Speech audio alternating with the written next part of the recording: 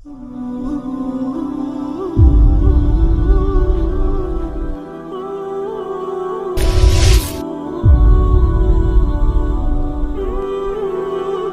پہنچنے کا راستہ قربانیوں سے ہو کے جاتا. آپ سب متوسط یا غریب لوگ بیٹھے ہو. میرے نبی جیسا غریب پوری کائنات میں کوئی نہیں. میں جبوتی صومالیہ گیا ہوں، وہاں کے غربت کو دیکھ کر مجھے لگا جیسے لفظ غربت بھی ان کی غربت پہ روتا ہے. ایسی غربت میں نے پورے پاکستان میں کہیں نہیں دیکھی جو میں نے جبوتی میں دیکھی، صومالیہ میں دیکھی، کیمرون میں دیکھی، چاڈ میں دیکھی، سوڈان میں دیکھی.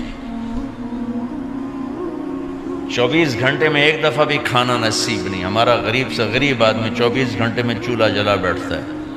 لیکن میرے نبی پر جو غربت آئی، کوئی ہے پوری دنیا میں تو اللہ نے مجھے پھرائی ہے جس کے گھر میں 2 مہینے چولہا نہ جلتا ہو. میرے نبی وہ فقیر تھے جن کے گھر میں 2 مہینے چولہا نہیں جلتا تھا. ایک رات آپ سوئے ہوئے، کبھی یوں کروڑ بدلے اور کبھی یوں کروڑ بدلے، بار بار حضرت عائشہ کے ساتھ. تو تھوڑی دیر کے بعد آپ تھوڑا سا آگے ہوئے اور چارپائی کی جو لکڑی ہوتی جس پر بان بنا ہوتا ہے، اس پہ پیٹ کو یوں فکس کر کے اور نیچے لٹک گئے، دھڑ آدھا نیچے لٹک.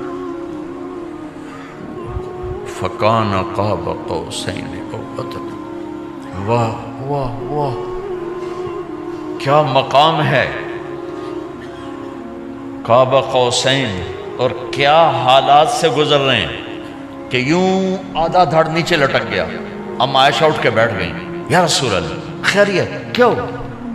آپ اٹھ کے بیٹھے کہ عائشہ بھوک بہت لگی،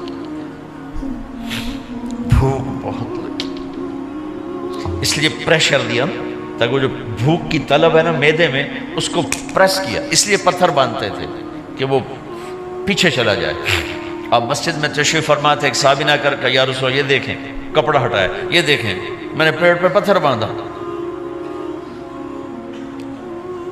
جن کے لیے کائنات بنائی، جنہیں اپنا حبیب کہا، جن کے چہرے کی قسمیں اٹھائیں، والضحی، جن کی زلفوں کی قسمیں اٹھائیں، واللیل اذا سجا، جن کے منہ سے نکلے بول کی قسم اٹھائی، وقیلہ، جن کے کتاب کی قسم اٹھائی، والقرآن المجید، جن کے شہر کی قسم اٹھائی، وہذا البلد الامین. اتنی بڑی ہستی ہیں. آپ نے کہا ذرا ادھر دیکھو. آپ نے پیٹ سے کپڑا ہٹایا تو آپ نے 2 پتھر باندھے. دیکھو میں نے 2 باندھے. کوئی ایسا فقیر ہے دنیا میں؟ دکھاؤ. عائشہ بھوک بہت لگی تو اللہ کے تو حضرت عائشہ رونے لگی کہ یا رسول اللہ پھر آپ اللہ سے مانگتے کیوں نہیں؟ کہ عائشہ نہیں مانگوں گا، اسی بھوک میں اللہ سے ملاقات کر، نہیں مانگوں. مجھ سے پہلے میرے جو بھائی آئے انبیاء، وہ اسی فقر میں گئے، میں بھی اس فقر میں جاؤں گا. اپنے گھر میں یہ دکھ رکھا، اپنی اولاد کے ذبح ہونے کو قبول کیا تاکہ آئندہ آنے والی امت کا غریب طبقہ گلہ نہ کرے، شکوہ نہ کرے، حرام راستوں پہ نہ جائے، غلط راستوں پہ نہ جائے، اور مالدار فخر نہ کرے میں کوئی بڑا آدمی بن گیا ہوں، میری اتنی بڑی فیکٹری بن گئی ہے، میری اتنی بڑی کمائی ہو گئی ہے. یہ نہ یہ بڑائی کی چیز ہے، نہ وہ چھوٹائی کی چیز ہے. جس سے اللہ راضی ہے وہ بڑا ہے، جس سے اللہ ناراض ہے وہ چھوٹا ہے، چاہے غریب ہے چاہے مالدار ہے. حضرت عائشہ فرماتی ہیں بیٹا 2 مہینے گزر جاتے تھے ہمارے گھر میں چولہا نہیں جلتا تھا، چولہا نہیں جلتا تھا، 2 ماہ گزر جاتے تھے. ایک دفعہ باغ میں تشریف لے گئے، عبداللہ بن عمر آپ کے ساتھ ہیں، صبح کا وقت ہے تو اب کھجوریں گری پڑی جو ملک نہیں ہوتی نا، کسی کوے نے ٹھونگ ماری، کسی طوطے نے اس کو ایسے ہی وہ اس کو ٹک دیا اپنی اس کے ساتھ چونچ کے ساتھ، تو وہ گر پڑی. اب اٹھا کے صاف کر کے کھا رہے تھے اور عبداللہ سے کہہ رہے تھے عبداللہ تو نہیں کھاتا؟ انہوں نے کہا جی مجھے بھوک نہیں ہے. آپ نے کہا عبداللہ مجھے بھوک ہے، آج 4تھا دن ہے میں نے کچھ نہیں کھایا. 4تھا تمہیں کوئی ہے جس کے ہاں 4 دن فاقہ چلتا ہو؟ آج 4تھا دن ہے میں نے کچھ نہیں کھایا. ہمارے دسترخوان پہ کتنا کھانا اٹھا کے کوڑے کے ڈھیر میں جاتا ہے۔ آج 4 دن گزر چکے ہیں میں نے کچھ نہیں کھایا۔ هذه صبح رابعة ما ذقت شيئا، آج 4تھی صبح میرے اوپر طلوع ہوئی ہے، ایک لقمہ نہیں کھایا۔ آپ مسجد میں بیٹھے تھے، کعب بن عجرہ آئے تو آپ کو دیکھ کر ایسے کہنے لگے یا رسول اللہ مالی اراک متغیر اللون، یا رسول اللہ آپ کا چاند سا چہرہ چمکتا آج مرجھایا ہوا کیوں نظر آ رہا ہے؟ تو آپ نے یوں دیکھ اپنے پیٹ پہ یوں انگلی رکھ کر کہا ما دخل جوفی ما يدخل جوف ذاتک منذ 3۔ کہا آج 3 دن گزر چکے ہیں، پیٹ میں ایک روٹی کا ذرہ داخل نہیں ہوا، ذرہ، لقمہ نہیں ذرہ، روٹی کا ایک ذرہ پیٹ میں داخل نہیں ہوا۔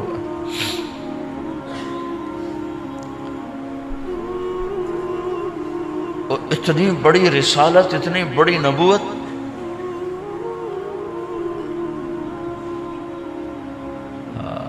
اپنی امت کے غریبوں کی تسلی کے لیے اور اپنی امت کے مالداروں کو سبق دینے کے لیے کہ اللہ رزق دے تو اپنی حیثیت نہ بھولو، اور اللہ نہ دے تو اپنے حبیب کی قربانی نہ بھولو۔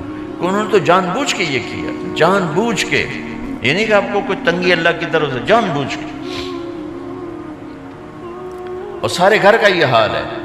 حضرت فاطمہ رضی اللہ تعالیٰ عنہ سے ملنے گئے، کہا بیٹے میں اندر آ جاؤں، میرے ساتھ عمران بھی ہیں، ایک صحابی تھے عرب سردار، میرے ساتھ عمران بھی ہیں۔ کہا ابا جان میرے گھر میں اتنی چادر نہیں کہ اپنے آپ کو چھپا سکوں، پردہ کرنے کے لیے میرے پاس چادر کوئی نہیں، تو آپ نے اپنی چادر اندر دے دی، کہا اس سے پردہ کر لیں، تو لپیٹ لی۔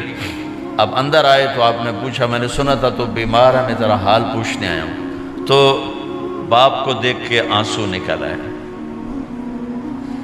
کہ یا رسول اللہ بیماری بھی ہے اور بھوک بھی ہے، دونوں ہی ہیں، صرف بیماری نہیں بھوک بھی ہے۔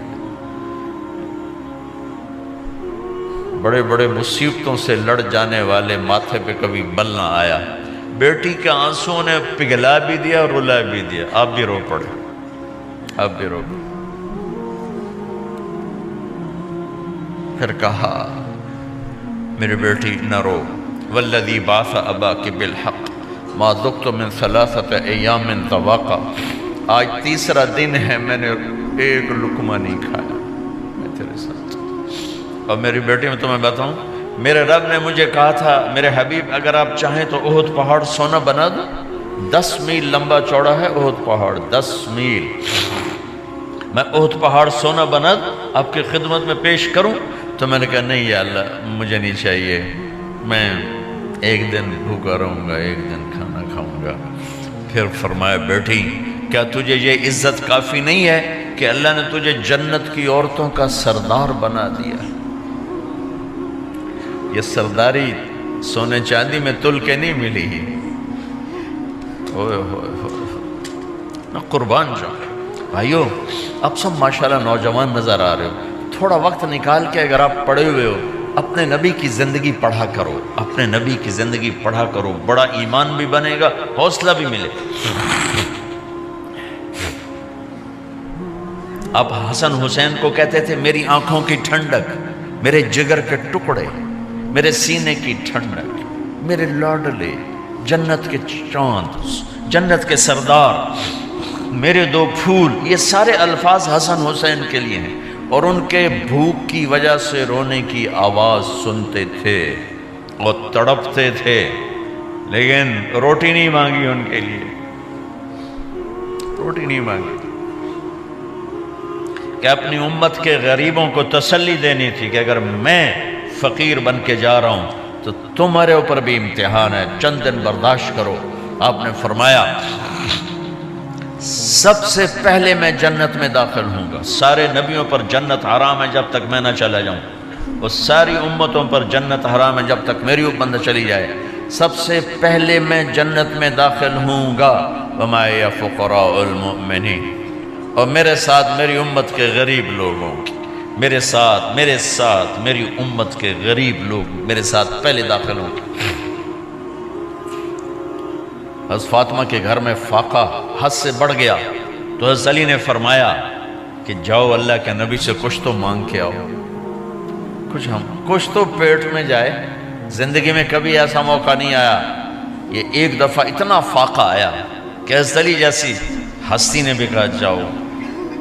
تو آپ تشریف لائیں اور دروازے پہ دستک دی تو اتنا پیار تھا۔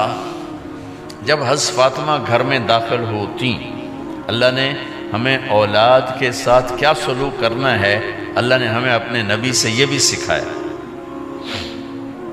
حضرت فاطمہ جب بھی گھر میں آتی، اور ساتھ ہی تو گھر تھا، دیوار سے دیوار ملی تھی، روز کا آنا جانا تھا، تو میرے نبی بیٹھے نہیں رہتے تھے، آؤ فاطمہ کیا حال ہے، کھڑے ہو جاتے اور تیزی سے آگے بڑھتے، دروازے پر ہی حضرت فاطمہ کا ہاتھ پکڑ لیتے، ہاتھ کا بوسہ لیتے، بوسہ لے کر ہاتھ پکڑے پکڑے بیٹی کو چارپائی پہ پہلے بٹھاتے، اس کے بعد خود بیٹھتے تھے۔ اکرموا اولادکم، میرے نبی نے کہا اولاد کو عزت دو، پھر وہ تمہیں عزت دیں گے۔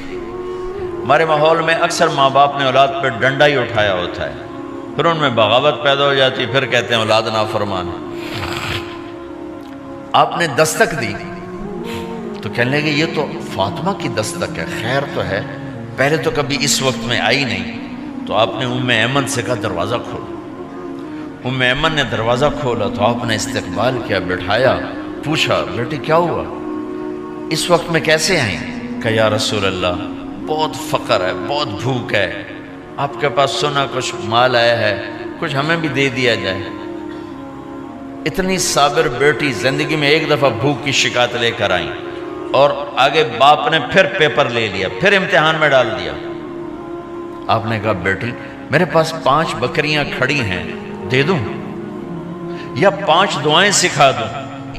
یہ بھی کوئی کتنا سخت موقع تھا، کتنا سخت موقع ہے کہ صبر کا پہاڑ بیٹی اتنی مجبور ہو کر آتی ہیں کہ یا رسول اللہ برا حال۔ تو میرے نبی کہتے بیٹی یہ بکریاں بھی لے جا، دعائیں بھی لے جا، دونوں جمع کر دیتے، یا دعائیں بعد میں سکھا دیتے، بکریاں دیتے، ایک تو دے دیتے، پر امت کے غریبوں کو تسلی دینی تھی، چونکہ امت میں اکثر طبقہ غریب ہوگا۔ تو آپ نے کہا بیٹی 5 بکریاں دوں یا 5 دعائیں دوں؟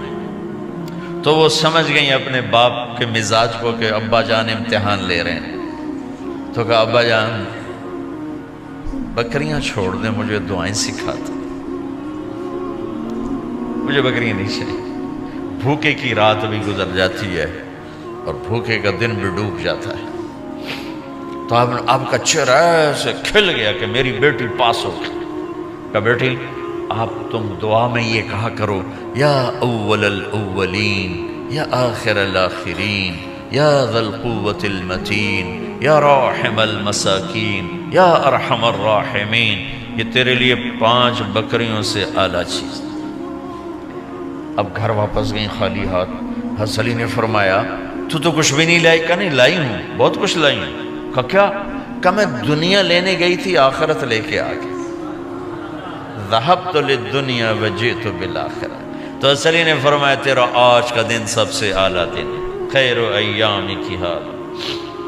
داماد کا امتحان لے لیا، حضرت علی کو بلا لیا، علی 5000 بکریاں دوں کہ 5 دعائیں دوں؟ اس وہاں تو 5 بکریاں، اب 5000 کر دیں۔ علی 5000 بکریاں لیتے ہو یا 5 دعائیں لیتے؟ تو بھی سمجھ گئے کہ آج میرا محبوب مجھ سے امتحان لے رہا ہے کہ علی کتنا کو مضبوط ہے اپنے ایمان میں۔ اور فاقے میں نے بتا دی کیا گزر رہے ہیں۔ آدمی اپنی بھوک سہ لیتا ہے، اولاد کا رونا برداشت نہیں ہوتا ہے۔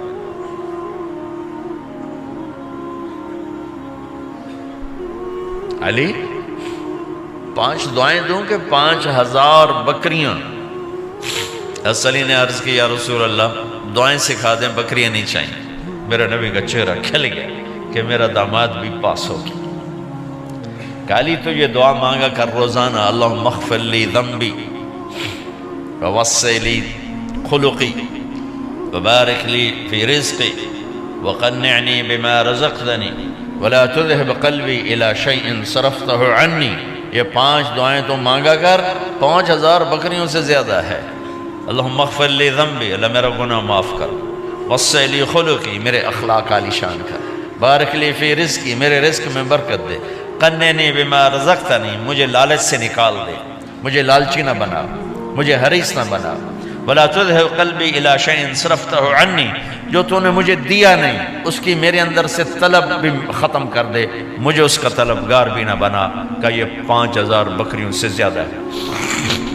میں نے تھوڑا سا اپنے نبی کے گھر کا نقشہ آپ کو بتایا ہے کہ یہ چند دن صبر کی دنیا ہے، اللہ راضی ہو گیا تو موت سب سے خوبصورت پیغام۔